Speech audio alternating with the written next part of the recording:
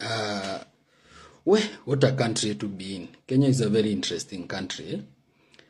You know, where we have a president who betrays members of parliament and betrays citizens of that very country where he belongs. Where am I coming from? I mean, we all know what is happening. You know where we are as a country right now. No, things are not very good. Things are boiling up, and they are not as good as you expect them to be. Why do I say that President betrayed both the citizens and the MPs? Very simple. You know, we know what happened. He crafted the finance bill with those World Financial Organization, that is the IMF and World Bank. Brought that bill to Parliament. It was discussed. Of course, the members of Parliament, they had a very clear instruction. The instruction was very simple. Pass the bill. The majority leader and the chief whip, chezeni kama nyinyi, wacha bill ipite. Basically, Kenyans said that they are dissatisfied. They are not happy with the bill. Of course, he didn't listen to them. What did he do? He still insisted the members of parliament pass the bill. Of course, there was the public outrage. You know, guys were not happy. And of course, they went to the streets. But either way, the MPs decided to pass the bill. So that is how Ruto betrayed Kenyans, because he instructed members of parliament to pass the bill. Of course, they did.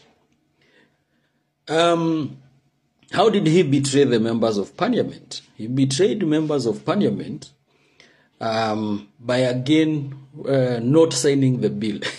If I was him, I would have chosen one side, because at least you need one side. Either you choose the side of Kenyans, or you choose the side of the members of parliament who are doing legislation. So once he got the bill, I think he was afraid, he was caught off guard. He decided not to assent to that bill, and instructing the speaker, you know, to go ahead and call members and delete every clause for that bill.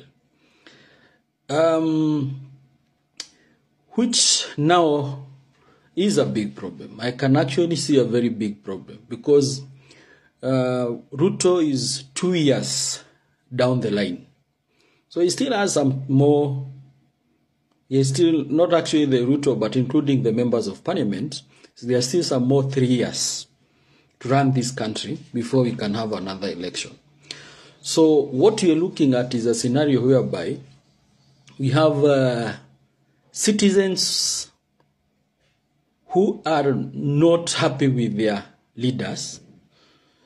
So we will not be having very good forums where leaders are engaging, you know, the constituents who voted them in. So there is a very big problem. I think we can see it now, because the members of parliament are very much afraid. Of course, they were forced out of parliament through the back door. Now these people still went to their homes where they live, and they also showed their dysfunction in their properties, like the issue of Kieni, the supermarket. We have here the Usika Sudis Bar XO. We have the Kuria member of Molo. I hear that his home, there was some damages of property, I think cars and even some chicken, something like that. So Ruto has created a hostile environment between members of parliament and their constituents. I don't know whether this was premeditated or it was something that he did knowingly or not knowingly. That one we will wait and see. So there is already a very big gap between constituents and their members of parliament. And what I would attribute this, because that is why I wanted us to have this discussion, or rather just me sharing my thoughts, is because why did members of parliament not read the bill and decides just based on the interest of their constituents and not the direction that has been given by the president. What really happened? That is where, well, that is what I would want us to have a little discussion on. I would say this: it's because that arm of government, the legislature, is not doing its work, and therefore it has allowed this very president to be the one who is at the executive and at the legislature at the same time. We come back to the people who elected these members of parliament. And we know the kind of leaders we elected. People who cannot go to parliament and debate.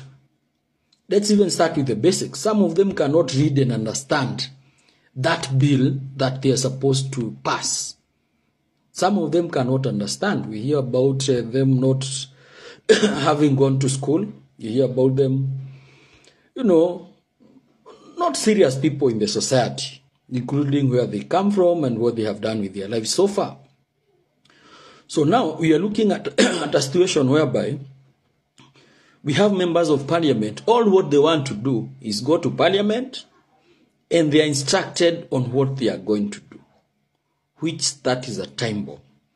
These people, and one of the things that I believe distract them is what we call the Constituency Development Fund.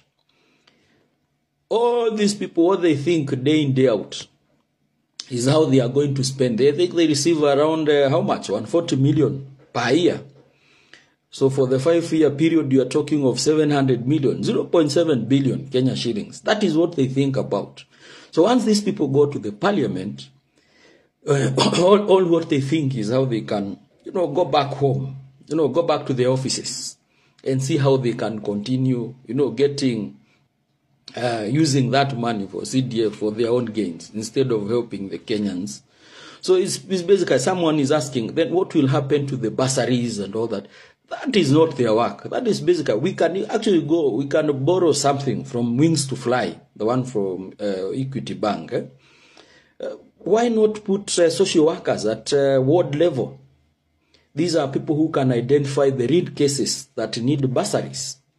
And then they can work close with the area chief.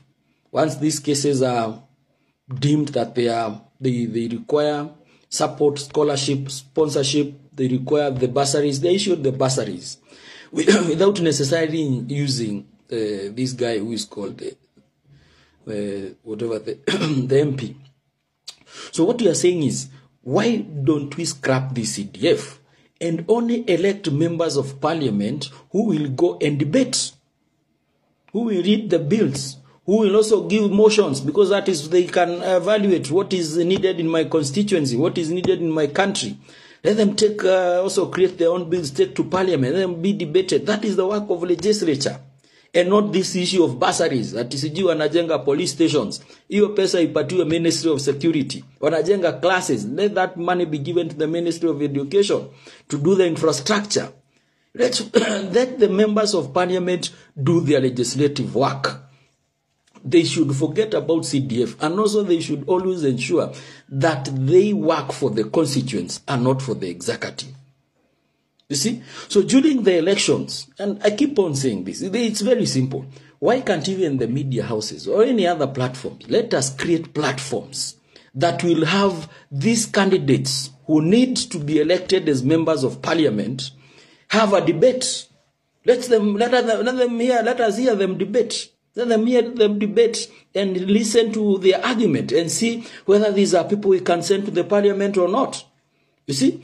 Also, we have elected a president who has not built anything for himself or for this society apart from politics.